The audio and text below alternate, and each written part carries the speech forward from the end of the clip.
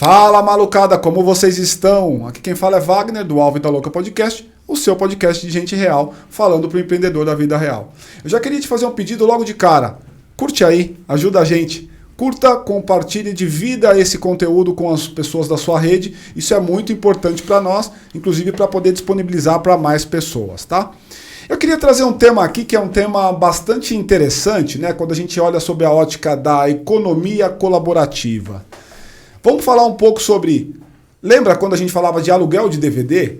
Quando a gente falava de táxi? Quando a gente falava de assistir o filme com uma fita ou com DVD? Esse mercado transformou, né? Ele mudou bastante de lá para cá. E é sobre isso que a gente vai falar um pouco hoje. Para isso nós trouxemos aqui o nosso amigo Rafael Barbosa, que é o especialista nesse assunto, vai falar um pouco para nós sobre isso.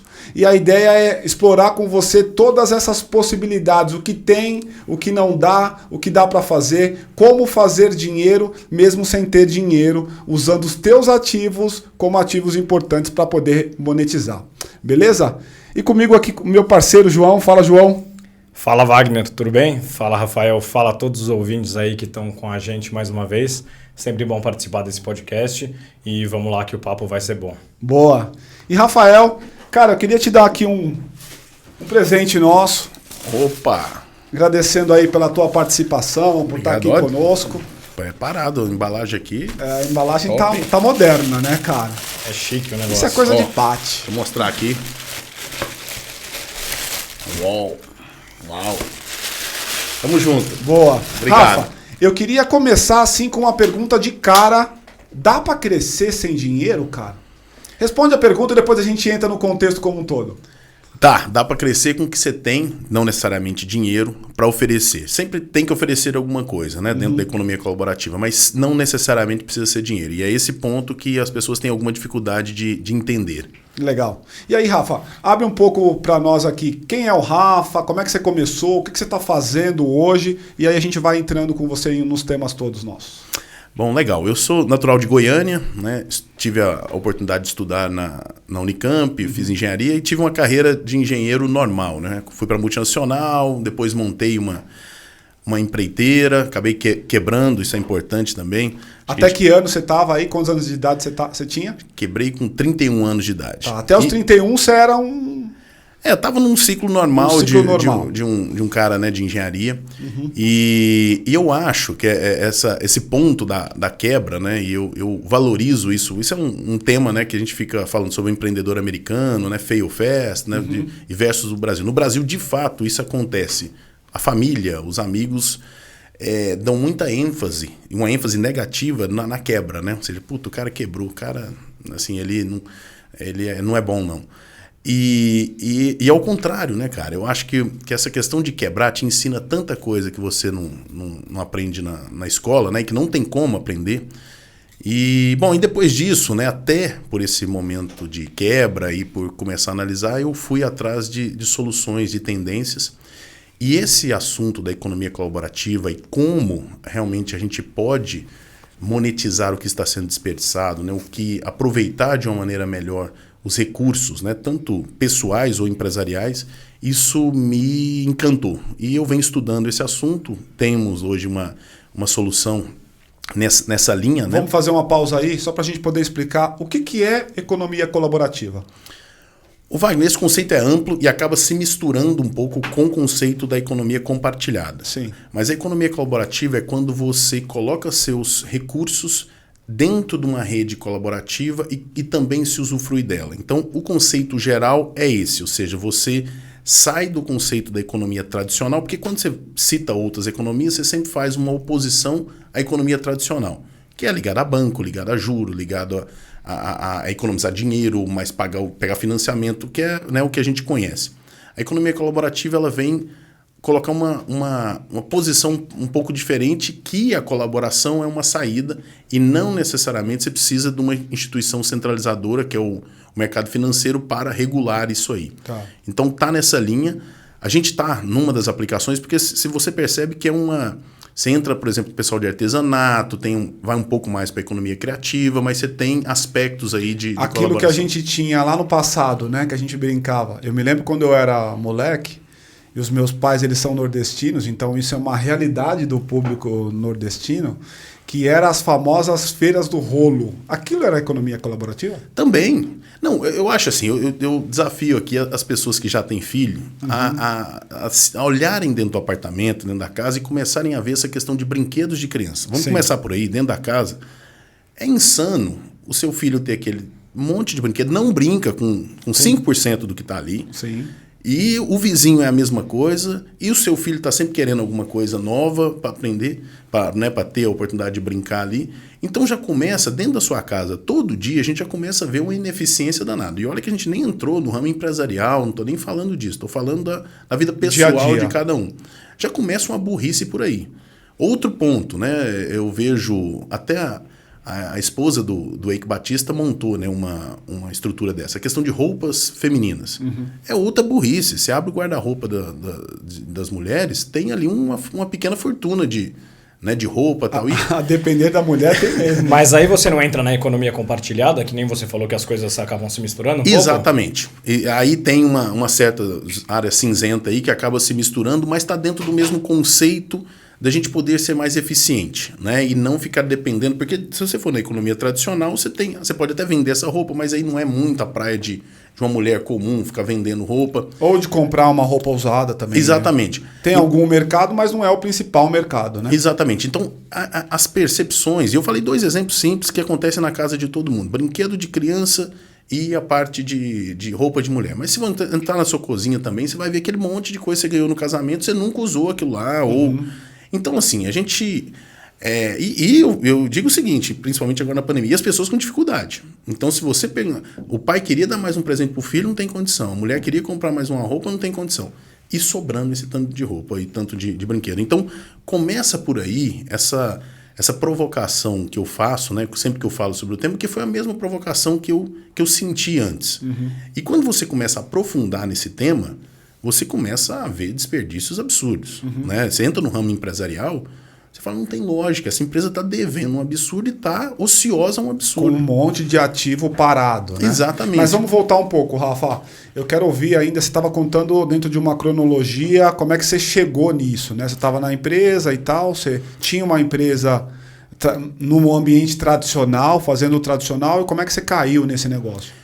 Bom, então, exatamente esse é o ponto. Eu era o mais tradicional possível, né? Engenheiro da Unicamp, fui contratado para multinacional, fui mandado para os Estados Unidos, voltei para assumir uma fábrica aqui no Brasil, então estava no roteiro tradicional padrão. Aí já estava despertando, eu não tinha ainda uma maturidade, né? Estava com meus 20 e poucos anos, mas já estava despertando essa questão do empreendedorismo, né? Eu comecei a ver os prestadores de serviços que eram contratados por mim, que eu representava a grande empresa, né? E todo mundo ali me assediando para eu contratar, para fazer serviços na fábrica. Eu comecei a ver como essas empresas realmente tinham um volume de serviço. Então, porque na minha visão até aquele determinado momento... era ser um executivo de uma grande empresa. Né? Nada de empreendedor, queria ser... eu ainda estava muito novo. Né? Eu comecei, no meio da faculdade, no meio da Unicamp, eu fui para a Universidade do Texas. Eu ganhei uma bolsa do CAPES, em parceria com a Universidade do Texas. Fui para lá. Eu comecei a ver em Austin ali, que depois do Vale do Silício, Austin seria a segunda, né? Sim. Local ali de empreendedorismo. E é incrível aquele lugar, né, cara? Muito bom. Só que eu, de fato, ali eu estava com 21 anos. Então, eu ainda não tinha, de fato, essa maturidade para perceber. Eu vi aquela movimentação, estava preocupado ali, né, em passar de ano também para voltar, para não perder porque eu sou da primeira turma, não queria perder a formatura na primeira turma. Então também não me dediquei tanto e também faltava ali uma experiência de vida mesmo para poder aproveitar mais. Sim. Mas ali eu já vi uma movimentação empresarial que muito me agradou. E até focada no ramo de startups mesmo. Não só startups, mas também com foco maior em startups. Ali já comecei a pensar nesse assunto de uma maneira mais intensa. Quando eu entrei realmente na Procter & Gamble, né, que é a empresa que eu trabalhava, eu comecei a ver como esse mundo, qual uma estruturação de uma grande empresa e as várias pequenas empresas que orbitam, né, aquela... E eu comecei a ver, falei, cara, esse cara que está aqui me servindo na empresa dele, esse cara ganha mais que eu, esse cara tem uma estrutura, apesar de ele estar me servindo aqui, ele tem uma... E está muito bem, está prestando serviço, tem uma estrutura. tá empregando gente. E então não é só esse assunto de saber se eu vou assumir uma posição no Canadá, assim, né? Porque assim, quando você está numa grande corporação, você tem muito essa visão, né, de fazer uma carreira e depois assumir uma diretoria. Isso começou a me agradar. Eu comecei a ficar mais próximo. Começou a pensar na possibilidade. Exatamente. Cara, eu tenho a mesma história que você, assim. Só para poder fazer um paralelo rapidamente aqui. Eu até, sei lá, 11, 12, a minha expectativa, até 2012, eu já tinha passado por 14 empresas. Caramba. E eu tinha uma meta enquanto profissional. Eu queria fazer aquela foto clássica na revista da Exame. Então, assim... aquela foto assim, sabe? Que todo mundo tirava de lado, aquela coisa... Eu não cheguei assim. nesse nível, não. Cara, e aí era assim, ó... Independente da empresa que eu trabalhasse, eu falava assim, puta, essa empresa me leva pra capa da Exame? Puta, não vai levar, troquei. Essa me leva? Não, troquei. Então, a minha carreira foi toda projetada para ser executivo. Eu pensei que eu ia ser CEO de empresa, essa coisa toda. Até que eu conheci o Dedê. Pati, põe o Dedê aí na fotinho pro pessoal lembrar de quem é. Até que eu conheci o Dedê. Quando eu conheci o Dedê, que é o nosso sócio aqui, que apresenta, inclusive vai estar daqui a pouco com a gente fazendo outras coisas aqui também, ele virou para mim e falou assim, cara, a sacada não tá em você ser um executivo, cara. Você, enquanto executivo de empresa, vai ganhar muito menos do que aquele cara que está prestando serviço para esse mesmo executivo.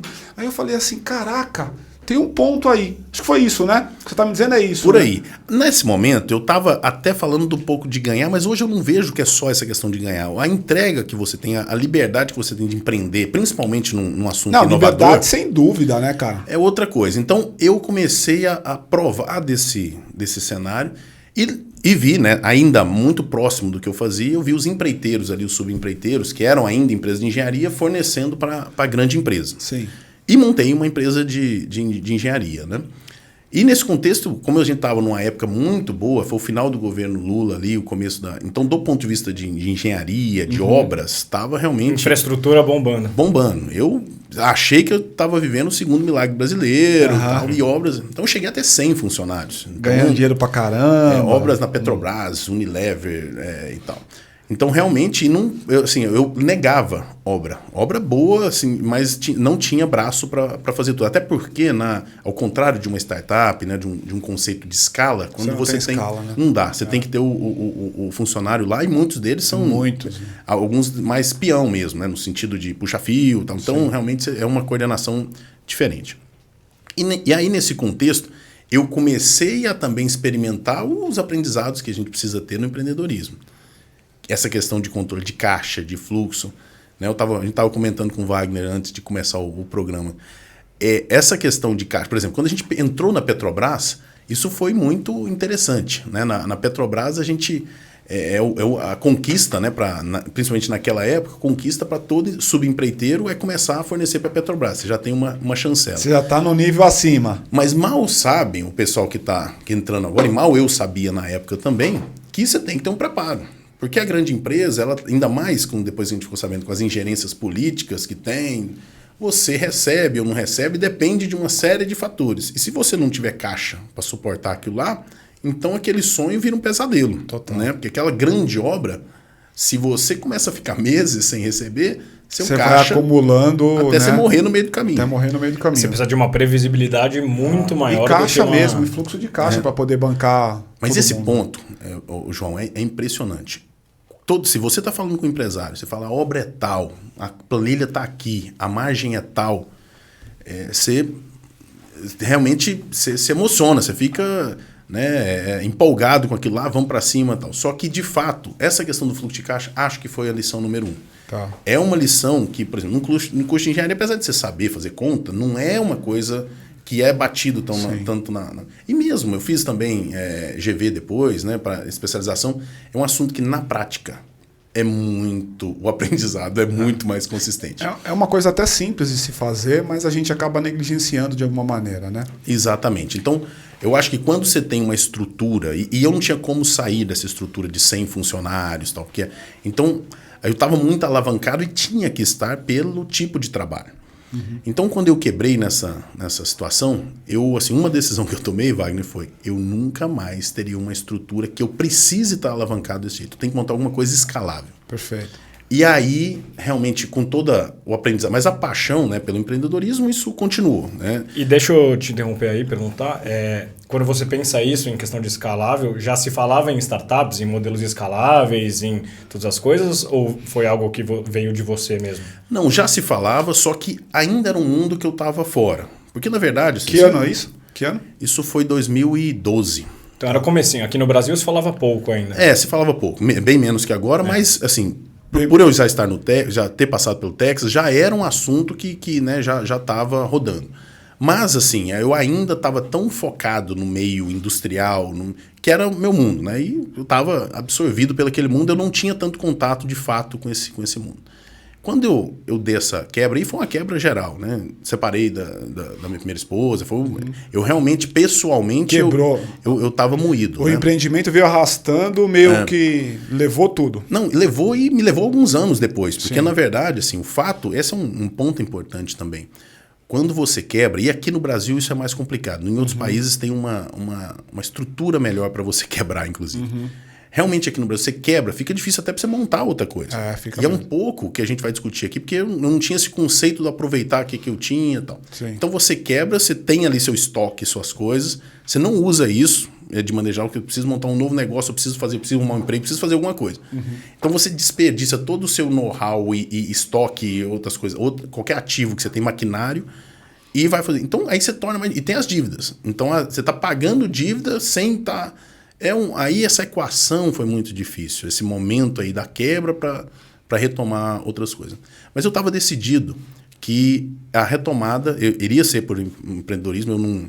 Eu nunca falo que eu vou ser empregado, isso pode acontecer, mas de fato não está no meu coração. Então eu vou lutar ao máximo para empreender num negócio.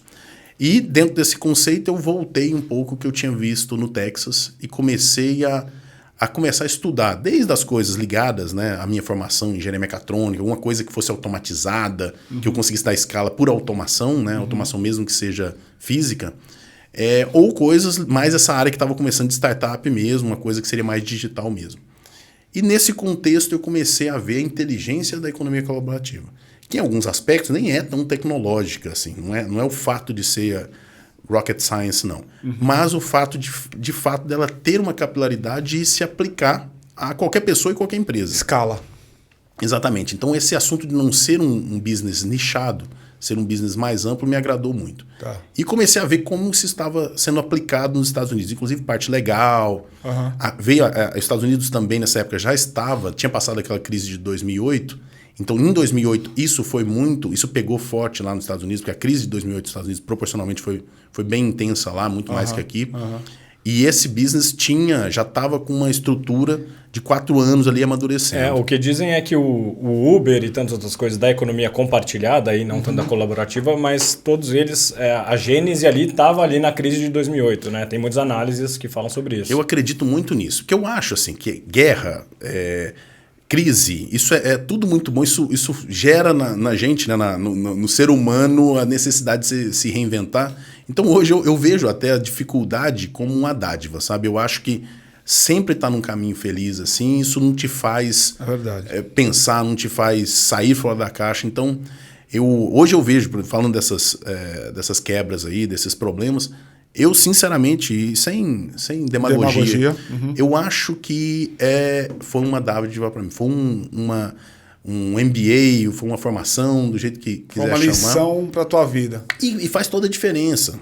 Hoje, assim, eu vejo que a universidade te dá o conceito inicial ali, ainda mais no Brasil, que não tem uma tendência, né, de formar você para ser... Eu acho que esse mundo acadêmico é muito distinto, né, do mundo empresarial. Não tem, nos Estados Unidos tem uma conexão maior. Uma trilha, né, a ser Rafa, mas como é que você caiu na X por Y, cara? Bom, dentro desse contexto, quando eu vi esse assunto de economia colaborativa, eu falei, tem vários segmentos aqui que trabalham com economia colaborativa. A permuta multilateral, que é o pilar, né, que a gente trabalha na X por Y, está dentro do conceito, né, mais amplo de economia colaborativa, isso me encantou mais. Olha, quando eu consigo monetizar o que está me sobrando e com esse crédito comprar o que está me faltando, isso é muito inteligente. Eu ainda não tinha noção, Wagner, do tamanho das ociosidades das empresas. Tá. O que é permuta multilateral? Eu ia fazer essa pergunta. Perfeito. O que acontece, né, na permuta tradicional? A permuta tradicional, ela existe, né, desde que o mundo é mundo, e é empregada até hoje quando é possível. Então, eu tenho interesse no produto do João, o João tem interesse no meu produto, de preferência no mesmo valor, no mesmo tempo, ótimo. Feira do rolo. Rolo total aqui. Só que isso é difícil de escalar. Escala, porque é difícil ter essa coincidência, né? Porque aqui eu estou exigindo o interesse mútuo. Perfeito. Então, quando acontece, excelente, mas não tem como você tratar esse assunto escalável. Tá. Bom, então o que a gente fez? A gente quebrou o paradigma da bilateral. Opa, não exijo o interesse mútuo. Perfeito. Já é uma grande coisa. Então, nós temos atualmente... Só um minutinho. Você tinha visto isso em algum lugar ou é uma coisa que você criou nova a partir da bilateral? Não, eu vi isso acontecendo nos Estados Unidos. Você viu? Eu vi isso.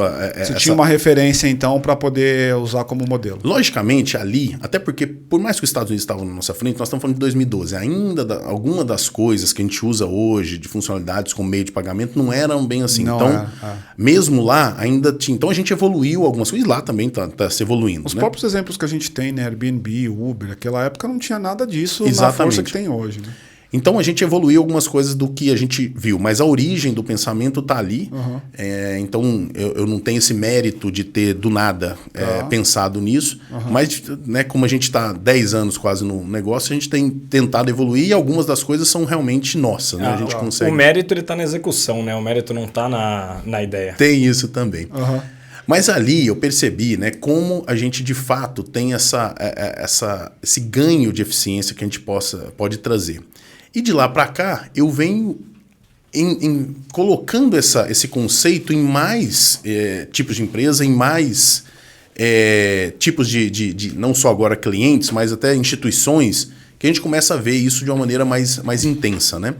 Então, respondendo sua pergunta, Wagner, está muito nessa linha, ou seja, entender que esse business... ele traz eficiência, se traz, ele entrega um valor. Ele tendo valor, isso é um business. Perfeito. Então, como estruturar esse business, aí tem toda uma parte cultural, que é o que a gente está fazendo aqui agora, ou seja, muito pouco que a gente conhece essa permuta multilateral, né? E a gente conseguir fazer com que esse conceito entregue valor, que as pessoas conheçam e conhecendo... Eu acho que o principal propósito nosso aqui, cara, até para a gente criar uma dinâmica nesse nosso papo, né?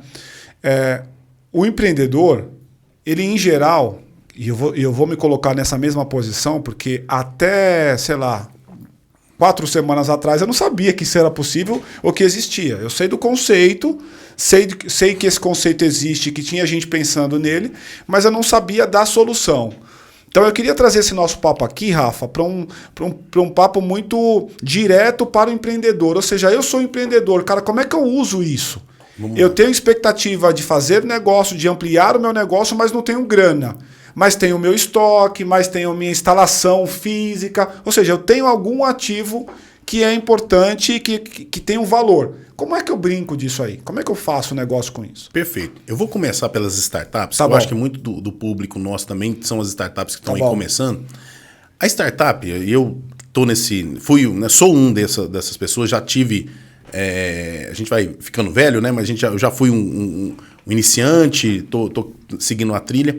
Mas o que acontece com a startup? Geralmente ela tem um produto e ela não tem dinheiro para evoluir o produto, né? Mas tem ali um MVP, já tem um produto funcional e não tem um serviço para a parte acessória. Então precisa de agência de marketing, precisa de mídia, precisa de advogado, de assessor de imprensa e assim vai, né? Contador.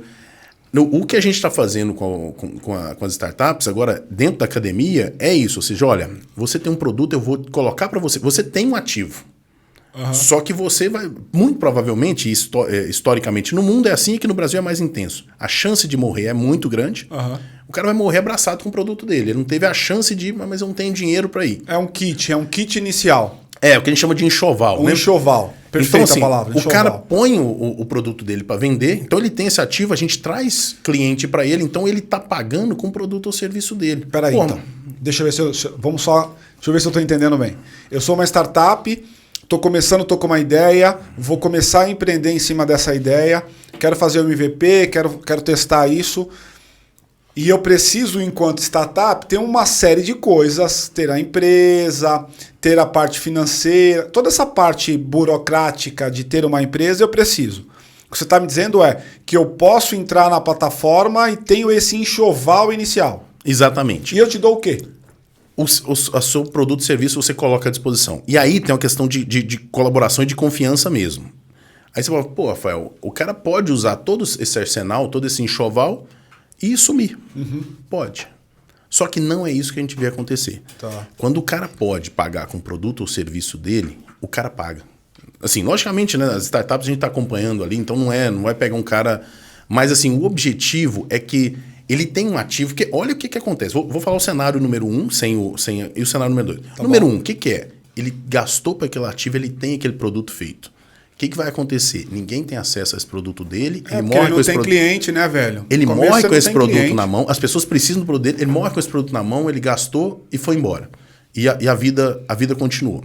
Cenário 2, ele disponibiliza esse produto para os clientes, pega o que ele está precisando, que outras pessoas também estão ociosas, então o advogado está ocioso, a empresa de mídia está ociosa, e todo mundo saiu ganhando. Tá. Então essa é a grande diferença. Ô, Rafa, deixa eu, vai lá, João. Não, eu queria só pegar um ponto que acho que o mais legal da história toda, pelo menos na minha visão, é que você permite a especialização ao máximo, né? Então você não precisa mais uma startup que faz um produto específico, presta um serviço específico, ela não vai ter que pensar nessas outras coisas que vão tirar ela do foco, né? Então você permite que, se você é especializado em ser contador para startups, você seja contador. E a outra que é especializada em fazer um produto que é um marketplace, ela só faça marketplace. E cada um pode entrar, ficar na sua casinha, se especializar, focar e não gastar energia, tempo, dinheiro com outras coisas, né? Isso aí. Porque é difícil achar o cara polivalente total. Aquele empreendedor que sabe de tudo. Eu posso falar por mim, cara, assim, na minha época de lojas de vinho, cara, essa parte burocrática é muito chata. Eu não tenho vocação para isso. Eu sou o cara que quero me conectar com o Rafa, com o João, com a Paty, fazer negócio com vocês. Agora, tem aqui um contrato, vamos ler 350 linhas para ver que na linha 2 tem um item. É chato isso aí. Agora, você deu o exemplo, Rafa, da coisa mais startup. Eu quero trazer o exemplo para mim, na minha realidade que eu vivia há um tempo atrás, hoje eu não tenho mais, mas eu tinha loja de vinho. Então imagina que eu tenho uma loja de vinho.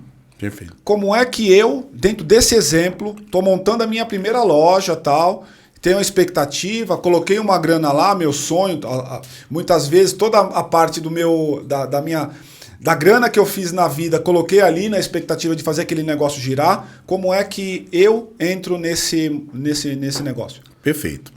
Bom, Wagner, então você tem uma loja e você começou a girar, você já tem ali uma percepção do que vende com facilidade, ou seja, o que tem mais liquidez e o que não tem. Ok. Porque a gente não entra na empresa de ninguém para dizer o que vai vender. Exatamente.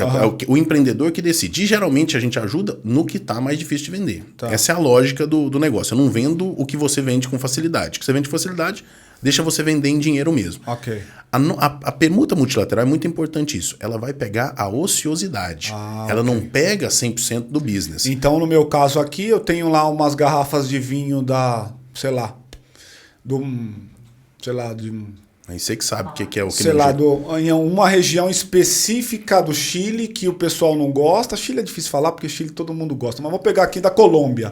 Tem um vinho, 5, 6, 10 garrafas colombianas lá que o pessoal não conhece, não está comprando. Eu pego este lote e coloco dentro da plataforma. Exatamente. Porque você está precisando de outra coisa. Você precisa reformar a fachada, você precisa mexer no piso, você precisa fazer uma campanha de marketing e tal.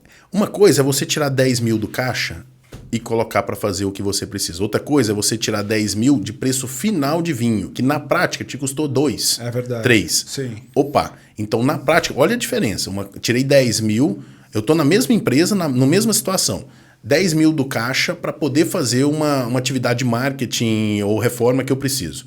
Outra é, vou colocar numa plataforma colaborativa no preço de 10 mil venda. O Wagner não está majorando, esse é o preço de venda. Só que na prática, aquilo lá custou 2 mil para ele, 3 mil.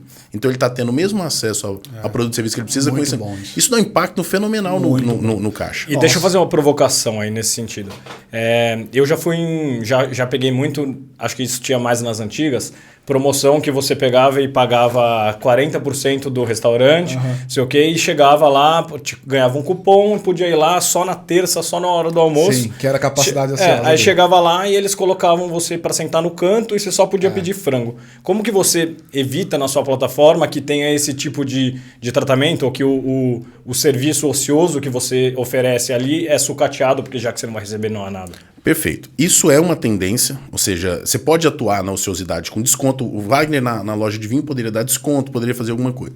A gente não vai nessa linha, vai na linha de manter o preço e sendo em permuta.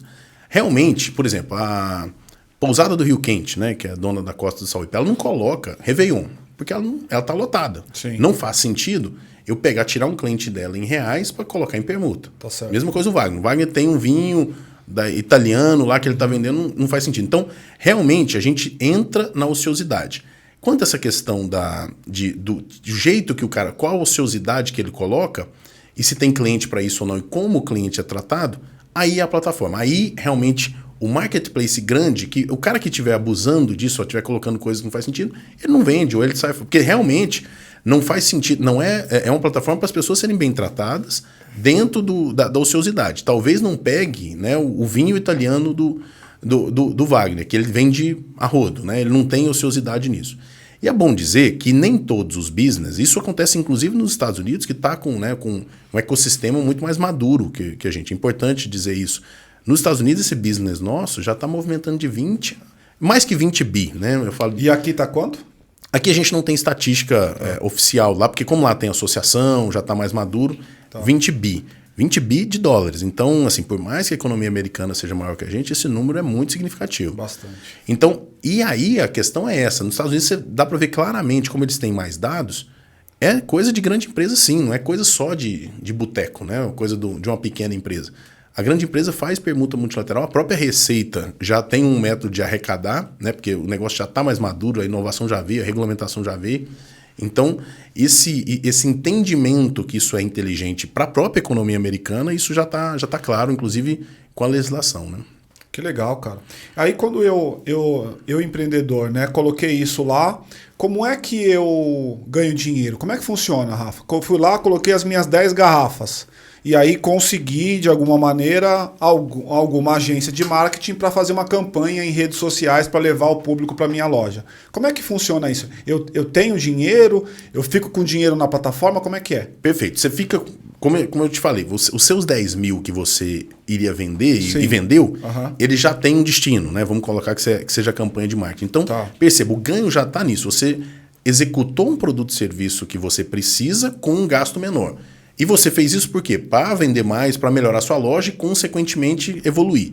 Agora, a gente está tratando, né, até por sermos a plataforma de permuta do Sebrae, está tratando também com muito MEI, micro e pequena empresa. Aí, o que acontece, e a gente vê na prática, existe, de fato, e é inevitável, a mistura do dinheiro da empresa com a da pessoa física. Então, você vê muito na nossa plataforma a pessoa vendendo vinho e pagando escola de criança, pagando festa de criança, pagando dentista para o filho ou para ela mesma. Isso é permitido na plataforma? Isso é permitido, até porque isso é uma gestão da própria empresa. A pessoa tem ali um caixa, né, em moeda alternativa que ela pode fazer o que consegue quiser. Falar em volume, em percentual, assim, das transações que rolam lá na plataforma, quantos por cento está nesse espectro o cara faz para pessoal dele?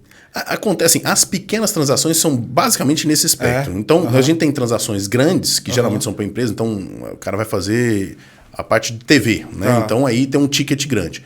Mas em termos de número de transação, eu diria que é 80%. Caraca, bastante. Hein? E uma das maiores dificuldades que eu vejo nos marketplaces é equilibrar oferta e demanda, né? Então, como que acontece isso? Imagina que eu sou um empreendedor, eu coloquei lá um serviço que eu tenho, ou uma capacidade ociosa que eu tenho, eu coloco lá, e ninguém está usando, e eu posso sair usando o serviço dos outros mesmo que ninguém esteja usando o meu? Como é que a oferta e a demanda se equilibram lá dentro? A gente fez e esse é tal... Né, a mágica está aí, né? Está aí. A gente ganhou o prêmio FINEP de inovação e com isso a gente ganhou recurso, né, para fazer... E eu estou agora pleiteando um novo recurso da FAPESP também para evoluir o software. A gente fez um modelo que de fato monitora os segmentos e dentro dos segmentos os indivíduos, né, que as empresas que estão dentro daquele segmento, quanto que ela tem ou não quanto que ela está contribuindo para a rede. E com isso ela tem um limite de crédito. Então, realmente, as pessoas algumas vezes estão com saldo positivo, outras vezes estão com saldo negativo, mas o próprio software faz com que isso se equilibre. Então, a ideia é zerar.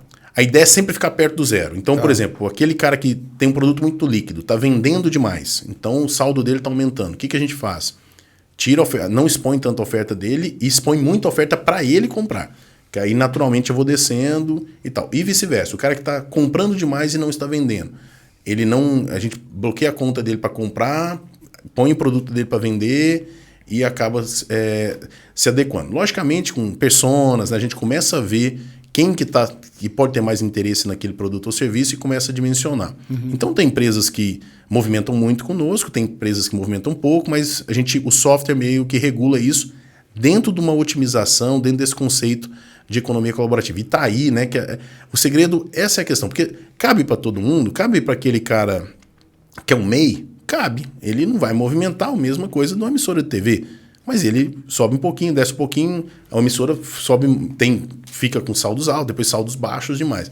Mas todo mundo tem esse comportamento, cada um no seu tamanho. Qual que é o perfil, mais ou menos, hoje da tua base? Quem que você tem lá dentro? Você já falou que tem o MEI e o cara pequeno, né? Tem empresa grande também? Tem, mas tem é minoria. Tem algum segmento que é maior? Como é que você está hoje de É importante. Assim, se a gente for ver assim, onde que está a maior aderência, pessoal de serviço. Por que serviço?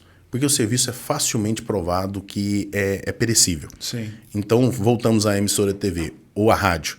Ele não vendeu o slot dele hoje lá, que ele tinha para vender, passou o dia, ou o hotel, passou o dia, aquela venda foi perdida. E aquele custo já está dentro da estrutura Exatamente, dele, né? O outro dia ele vai vender um slot, mas é outra oportunidade de venda. Então, o fato dele realmente reconhecer que ele rasgou, assim, aquela receita já era, é muito fácil de você convencer que para ele fazer permuta. Agora, o cara que tem um produto físico, né? Que não, ele pode, não vendi essa caneta hoje, posso vender amanhã. Então, esse cara aí tem outros custos. Aí, mais ou menos o do Wagner, o custo do vinho. O Wagner comprou esse vinho? Comprou. Teve um custo? Teve. Olha, mas não está vendendo. Seria melhor ele vender em reais? Seria. Mas ele mesmo, e não sou eu que estou dizendo, ele mesmo está sabendo que não está vendendo. É melhor pegar esse vinho, porque eu preciso fazer esse gasto de 10 mil, pegar esses 2 mil de vinho aqui e fazer esse gasto. Então, é diferente um pouco o produto, o cálculo de custo de um produto, de um serviço, mas por isso que o serviço é muito facilmente, né? Profissionais liberais também, olha. Sim, o personal trainer, essa tarde que ele ficou parado, ele vai perder dinheiro, não tem como Então, voltar. assim, é muito fácil de você identificar que tem mais serviço do que produto nessa característica, é mais fácil o entendimento, assim, a pessoa tem a sensação clara da perda, né? Quando é que eu, empreendedor, qual que é o estalo do tipo, olha, isso aqui eu tenho que colocar numa plataforma, numa X por Y, ou numa plataforma de permuta? Olha, é assim... Qual é o gatilho? Se a gente tivesse um sistema, né, se as empresas, pequenas empresas, tivessem um sistema de gestão, eu diria que quem é de produto, 6 meses que não circulou, já tem que levantar a luz vermelha. Depende do produto, porque tem produtos que são, né, 6 meses já venceu. E quem é de serviço, né, menos que isso. Assim, ele tem um perfil ali de que está vendendo, o que não está vendendo e começa... Estacionou o produto ou o serviço, não está tendo saída, é a hora de colocar ele no ambiente permutável. Exatamente. Isso é assim, de maneira geral, isso é para começo de conversa. Mas quando a gente tem o cliente que já está com a gente mais tempo, o que ele percebe é que mesmo aquele produto, não é que ele está estacionado, mas ele tem uma venda mais lenta, ele gira mais lentamente, e o gasto que o cliente... Porque, por exemplo, se o Wagner está entendendo que ele precisa manter esse investimento de 10 mil por mês em campanhas de marketing, porque está dando 50. 50. Opa, e ele tem produtos que estão mais lentamente. Então ele vai continuar fazendo, tem produtos aqui que não estão tão parados. Mas mesmo assim a minha margem é de 2 para 10. Sim. É melhor, vale mesmo a assim, pena. Eu não vou mexer no caixa. Tá. Porque eu estou até com caixa. Porque o 10 que eu estou investindo está dando 50. Mas não compensa eu mexer no caixa. Perceba que aí já é uma evolução. Mas o Wagner, inicialmente, ele entrou num conceito que estava parado que eu precisava gastar. Mas depois ele já percebeu e já sabe como é que gira. Ele mesmo assim, mesmo tendo caixa, ele não mexe mais no caixa. Tem um caminho que enquanto te ouço, eu fico pensando que é um caminho que se não está acontecendo, certamente acontecerá, que é a relação entre devedores e credores. Como é que vocês estão tratando? Já existe algum começo desse assunto hoje no Brasil? Como é que você vê isso? Wagner, muito boa essa sacada. Eu não saquei isso de início, mas clientes nossos que nos trouxeram essa alternativa, principalmente o pessoal de escola. Uma escola chamou a gente e falou, Rafael, eu queria te apresentar aqui uma... Já era tua cliente a escola? Já era minha cliente, então o que ela estava fazendo? Ela estava atuando do jeito que a gente ensinou ela a atuar. Cadeira vazia, disponibiliza, ou seja, no que você tem de ocioso, pega o crédito e gasta. Gasta com tinta para pintar a escola, com outdoor, painel de LED, tananã, com premiação para os professores, com capacitação dos professores e coisas que... Né, as despesas que a escola tinha. Só que chegou um momento que a escola... e isso é comum, eu não sabia disso, mas comecei a analisar um pouco mais próximo assim, as escolas. A inadimplência vai crescendo ao longo do ano. Né? E no fim do ano o pai dá um jeito e acerta lá. Mas, de fato, assim, chega em setembro... O negócio, a curva... Você está carregando a inadimplência do ano. Exatamente. E aí o que aconteceu foi que esse diretor de escola chamou a gente e falou, Rafael, tá aqui, né, sigiloso, você não quer que você passe aqui para frente, mas esses são os números de inadimplência. E tem muitos pais aqui que são próximos aqui. Né? Era uma escola católica, né? A gente falou, olha, o cara aqui é da igreja, aqui é ministro da Eucaristia, eu não quero processar esse cara, eu não quero processar esse cara. E eu estou precisando de X. Então é o seguinte, esse cara tem uma fábrica de lingerie, esse aqui tem advogado, esse aqui tem outras coisas.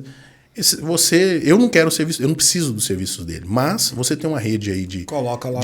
Na época a gente tinha 6 mil clientes. Você tem uma rede de 6 mil clientes, alguém pode querer. E eu preciso do X. E Wagner, foi igual... O X é a sua moeda, né? É importante explicar isso, porque exatamente. As pessoas não entendem. O que é o X? Rapidamente, para a gente poder voltar. É a moeda, porque lembrando, quando a gente falou da permuta multilateral, com toda... A gente é mais inteligente do que a bilateral. Bilateral. Mas ela precisa ter uma moeda. Então, o João compra de mim, como eu não é uma relação bilateral, eu tenho que ter um crédito aqui para eu comprar do Wagner, o Wagner comprar do... Preciso ter uma moeda para lastrear esse crédito. Mas é importante fazer uma parada aqui, assim, não é uma criptomoeda, não é uma moeda de especulação, não adianta você acumular, você não resgata ela, ele é um crédito interno. Que circula na comunidade. Ela é uma moeda de permuta, uma moeda de troca ali mesmo. Na plataforma. Então ela é feita para regular isso aí e para dar a multilateralidade, né? Tá, você está falando da escola. Então, aí o que a escola falou é o seguinte, falou, olha, tem esses pais aqui. Quando eu cheguei para os pais para apresentar o projeto, que a escola, né, falou inicialmente, depois... Cara, o cara... Putz, onde que eu assino?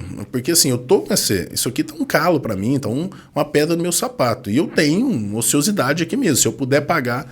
Isso aí, onde que é? Até porque ele tem interesse também de manter o filho na escola, né? Isso, e no começo do ano tem a renovação do contrato, de matrícula. E aí isso começou a ampliar. Por exemplo, são uma série de contadores que começaram a nos procurar. Tem um contador que tem lá 30 clientes. Ali tem 4, 5 clientes. E ele sabe, porque ele é o contador, que o cara tá em dificuldade. Fala, cara, eu tô 3 anos te atendendo, você não me paga, mas eu não quero parar de te atender, mas me paga aí em permuta que... Para mim resolve. Então a gente começou a entrar nos escritórios de contabilidade, os credores, né, que era o próprio dono do escritório, começou a passar os clientes que ele não queria parar de atender, só que o cara não pagava. Foi esse caminho que você buscou para fazer estratégia de go-to-market, para ir ao mercado? Como é que você foi ao mercado? Então, na verdade, a gente começou com um business muito focado em ociosidade. Não falávamos de inadimplência. Não falava de inadimplência. Então, esse mundo da escola que nos abriu para esse ponto e agora a gente está se posicionando, inclusive... Ainda na ociosidade, você começou como? Você batia na porta dos caras e pedia para cadastrar na plataforma? Como é que você fazia? Cara, o começo é muito difícil. Difícil pra caramba. Porque eu fico imaginando, assim... porque a gente fala, qualquer negócio é difícil no começo. Então, isso não tem dúvida. Mas, como o nosso negócio ele depende de uma rede... o ovo e a galinha é aquele assunto do Tostines. Quem nasceu lá, né? primeiro, né? Então, ficou comum. Chegava no Wagner, explicava, cara, do caramba esse conceito aí. Quem tá? Eu falei, não, estamos começando com a primeira turma aqui para entrar. Beleza, quando tiver pronto você me fala, que aí eu entro, gostei pra caramba, viu? Quando tiver alguém você me avisa que eu entro também. Exatamente. Então é um pouco que o João tinha perguntado sobre a questão de... Porque no final nós somos plataforma, né? Então esse modelo hub, de plataforma... Né? É hub. Igual do Uber, né? Não adianta você ter 1 milhão de motoristas, cadê os passageiros? Também não adianta ter passageiro sem motorista. Então sempre vai ser um negócio assim. O nosso é um pouco diferente, é plataforma, mas é um pouco diferente porque todo mundo é vendedor e consumidor. Não existe um lado só consumidor, né? Ao contrário do Uber aí. Então, mas mesmo assim tem uma inércia gigante, né? Mas você não me respondeu ainda. Você começou por onde? Você foi atrás de uma associação? Você fez o quê? Não, de início, eu validei, como aí seguindo os MVP, passos do MVP, basicão, validei com a minha rede de contatos mesmo. Mas eu mesmo com a minha rede de contato, eu tive esse tipo de abordagem. Cara, excelente, valeu, parabéns, viu? Obrigado. Você é um gênio, só que não. Vai dar certo. Quando tiver pronto, eu tenho interesse. Quando tiver pronto, então tá bom. Então a gente começou a quebrar ali. De início, a experiência do usuário ficou ruim, não só porque o software era ruim, e era mesmo, né? Normal, mas pelo número de usuários. Então, por exemplo, o João entrava lá, quero gráfica, não tem. Quero móveis planejados, não tem. Quero fabricante de caneca, não tem.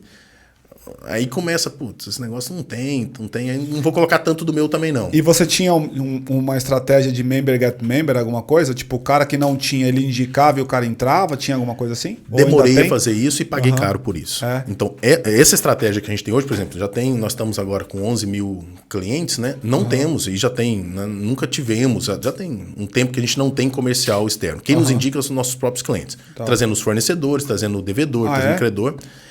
Que aí é a questão do Member Get Member. Né? Um programa mais ou menos de afiliados que a gente tem internamente. Mas de início, eu fui né? Você era o cara que batia na porta. E essa inércia, assim, isso não pode... Hoje eu converso, né, com a maior do Canadá, a maior da Inglaterra, tal. Todo mundo teve esse problema e é normal. Então essa inércia inicial... É muito forte de você romper. Esse é o principal problema. E como é que entrou o Sebrae na tua história aí? Porque eu sei que você tem uma relação com o Sebrae São Paulo, se eu não me engano. Conta um pouco dessa relação. Bom, o Sebrae, a gente começou em Goiás ainda, porque a gente começou nessa estrutura em Goiânia, a gente começou a mostrar a eficiência da permuta na rodada de negócios, né? Que já é um produto consagrado do Sebrae. E de início não teve tanta... Né? Quando a gente falou, né, do assunto, falou, Rafael, a gente já faz 30 anos de rodada de negócio, quem que é você aí na fila do pão para poder ensinar alguma coisa aí? Então a gente teve que mostrar, provar com dados, né, como é que de fato a gente poderia ser eficiente. E a gente fez isso. Então colheu os dados da rodada tradicional, Sebrae, e depois fez uma nossa. A diferença foi absurda de números. Isso no que tange a transação. Por quê? A gente já sabia, mas o Sebrae também sabia, mas... acho que não queria admitir, né? Não parou para analisar isso aí. Na rodada do Sebrae, o que estava acontecendo? Ia vendedores. Quase 100% vendedores. Eu vou lá na rodada. Então, o meu time me elegeu para participar da rodada do Sebrae. Eu vou lá pegar o dinheiro do Wagner, pegar o dinheiro do João e pagar minhas contas. Eu não tenho compromisso nenhum de comprar do Wagner e do João. Só que todo mundo vai com esse mindset. Aí fudeu. Todo mundo querendo vender para todo mundo. Você via claramente na rodada que o cara não fazia contato visual com o outro. Ele não ia comprar mesmo. Eu sou vendedor, eu não tenho autonomia para comprar. Na rodada em permuta, né, com conselho de economia colaborativa, não. Você não adianta você acumular 1 milhão de X. Você vai fazer o quê com isso? Você tem que comprar mesmo do outro ali. Então todo mundo é mais generoso. Todo mundo compra mais e vende mais. Não, a sacada está aí. Se isso fosse uma moeda virtual, você teria problema. Porque você vai ter sempre de um lado alguém comprando ou vendendo mais, porque o cara tem interesse em liquidez. Como você tem um modelo em que você precisa movimentar a plataforma, o cara, ele na mesma proporção que ele é ávido por comprar, ele também é ávido por vender. Exatamente. Então, isso que o Wagner falou é a essência. Porque o cara chega com vontade de vender numa rodada de negócio, claramente. Mas ele também chega igualmente com vontade de comprar sem pagar dinheiro. Então ele tem a força dos dois lados. Porque no cenário 1, que é a rodada que o Sebrae já fazia, o cara chega com o interesse de vender. Acabou. Então, e não tem jeito. Se todo mundo vai vender, quem vai comprar? É fato. Ô, Rafa.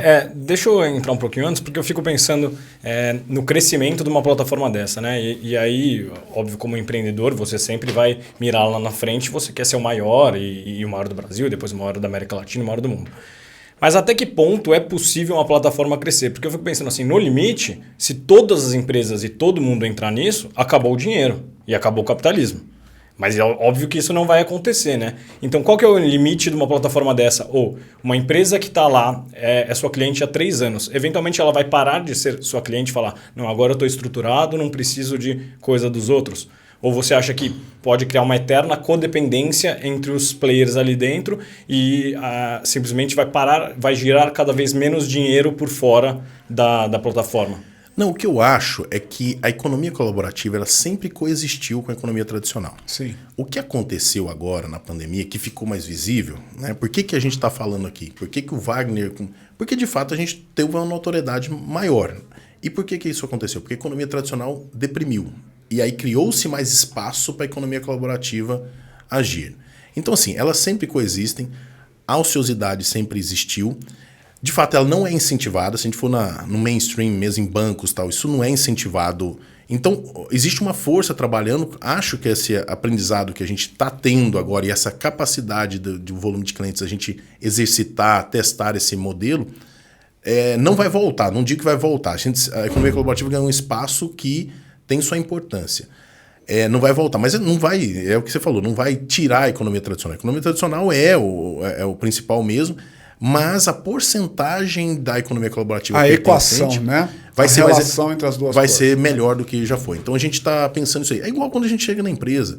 Eu não chego na empresa de ninguém para pegar 100% do business. Só que o que eu consigo provar é que o cara tem 5% de ociosidade, tem 10%. E, João, somado, isso dá um volume absurdo. Isso é dinheiro. E eu tô falando de grandes empresas e pequenas empresas. Sim. Cara, para a gente poder ir para os finalmente aqui, eu queria só que você desse aqui um passo a passo. Então, queria ajudar você que está aí como empreendedor e eventualmente você quer fazer um crescimento da tua empresa ou fazer algum tipo de benfeitoria, uma estratégia de marketing ou qualquer coisa do tipo, e não necessariamente você tem um dinheiro para isso, mas você tem capacidade ociosa. Rafa, conta para nós, qual é o passo a passo, o que essa pessoa deveria fazer junto com a X por Y e com a empresa de vocês até ter essa possibilidade? Wagner, inicialmente... perder o preconceito. Por quê? Isso é comum, né? Eu já estou falando aqui de carteirinha. Chegando para falar com o empresário, ele está tão atordoado com os boletos lá que ele tem na mesa que ele fica, cara, você está doido, vender em permuta, eu tenho boleto para pagar. Sim. Da onde vem esse boleto? De uma compra que ele fez, que ele poderia ter feito em permuta, não fez, agora ele tem que pagar. Sim. Então, primeiro é acalmar nessa questão, porque realmente a primeira reação é o seguinte, putz, Wagner tá doido, ele tá anunciando um negócio, mas eu tenho conta para pagar. Sim. Cara, você entender que a eficiência ganha quem tem eficiência. Uhum. A eficiência sua está em aproveitar todos os seus ativos. Perfeito. Seja de tempo, seja de maquinário, seja de funcionários. Produto, serviço, etc. Então, continue vendendo em reais, mas dê chance, começa aos poucos, se você quer testar. Entra, não tem custo para entrar na X por Y, não tem mensalidade, não tem anuidade, não há nenhum custo fixo. Então eu entro no site e me cadastro. Exatamente. Cadastra a sua empresa, vai ter sempre um comercial ali te atendendo, vai ter EADs também se você quiser fazer toda essa parte sozinho. Mas para a gente começar a trabalhar em você, entender a sua ociosidade, você vai ofertar para a rede, a gente vai ver o que você precisa. Naturalmente você vai vendo o ganho de eficiência no seu fluxo de caixa. Tá. E é isso que quebra a empresa, Wagner. Então, de início, assim, você pega o cara muito atordoado, num momento difícil, o cara tem um bloqueio para entender isso. Mas a gente começa a mostrar exemplos de como é que tá rodando, e aí ele vai estabilizar no que der. Então, olha, estamos trabalhando aqui, a empresa do João está rodando 10% aqui dentro da XP. Tá bom. Então, assim, é o limite que ele achou aqui, que ele precisa comprar e o que ele tem mais ou menos de ociosidade. Que interessa para ele, né? Então, assim, a gente nunca vai ser 100%. Não vamos pegar nem um profissional liberal ou nem uma empresa mesmo que vai rodar 100% em permuta. Uhum. E complementando o que você tinha perguntado, Wagner, sobre a questão do Sebrae. E o Sebrae viu isso, ou seja, quando a gente começou a provar para ele, e não foi assim, a gente não chegou lá e mostrou só um negócio bonito. A gente provou, de fato, pela eficiência dos números. Quando ele começou a ver isso, ele falou, cara, em última instância, o que o cara vai querer, porque a gente não come o dinheiro é só um meio circulante. O que eu preciso dar é eficiência para o cara no giro dele, né? E aí a gente começou a de fato destravar esses nós aí, e é isso que a gente precisa. Agora, por isso, mais uma vez, eu agradeço estar aqui com vocês, porque esse tipo de iniciativa é o que a gente faz, né? É o que precisa ser feito para começar a destravar esses nós e a gente ter um ecossistema maior. E aí, João, só falando sobre até o limite que a gente vai chegar. É um limite onde vai se equilibrar. Não vai tirar a economia tradicional. A gente tem, até por ter esse prêmio FINEP, a gente tem conversado com a Receita Federal. A Receita está vendo o nosso progresso e daqui a um tempo ela vai nos usar como um mecanismo, né, de arrecadação. Ou seja, eu vou passar via ECAC o quanto movimento, quanto o João movimenta, quanto o Wagner movimenta. Ok, então até do ponto de vista legal, não tem nenhum problema legal do que a gente faz. É mais o que todo mundo quer, inclusive o próprio governo, é giro. Quanto mais a economia girar, melhor é. A ineficiência, ela não atende ninguém. Sim. Então esse é um ponto. E custa caro e leva pro buraco, né? exatamente. Morre todo mundo afogado. Todo mundo afogado. Rafa, a pergunta tradicional que a gente sempre faz aqui, por que o Rafa é um vida louca? Cara, eu acho que o fato de ser empresário, empreendedor, eu acho mais empreendedor, né? Eu vou falar mais específico de quem tá desenvolvendo novos negócios, já é uma vida louca. Eu acho que, inclusive, parabéns pelo nome aí, eu achei que legal. Definiu bem. E quanto a se entrar numa seara de um conceito novo, quebrando vários paradigmas, aí tem que ser vida louca. Aí é mais vida louca ainda. Aí é vida louca mesmo, sem nenhum medo de errar. Que legal. Muito bom. Cara, a gente agradece demais a sua participação. Isso. Muito obrigado aí. Eu acho que aqui teve um tema e uma discussão bacana que vai trazer luz a um negócio que todo mundo ouve falar, mas não necessariamente entende. E ainda que entende, não sabe como é que aplica isso no dia a dia dele. Então, obrigado pela tua vinda, cara. Porra, que a gente possa fazer muitas coisas em conjunto aí, porque a gente também aqui do lado do UAU acredita bastante nisso como uma alavanca da economia e aqui tem uma oportunidade bacana para a gente ajudar outras pessoas também a se alavancarem, né? E eu queria te pedir que se você gostou do vídeo, não esqueça de curtir, de compartilhar, de se inscrever no canal, divida esse vídeo com outras pessoas. A gente está deixando aqui também o contato do Rafa, para se você quiser fazer contato com ele de alguma maneira, tá aí na descrição, fique à vontade, tá? Então, precisamos de você, ajuda a gente, já curte, compartilhe e divida esse vídeo com outras pessoas. Rafa, irmão, muito obrigado, viu?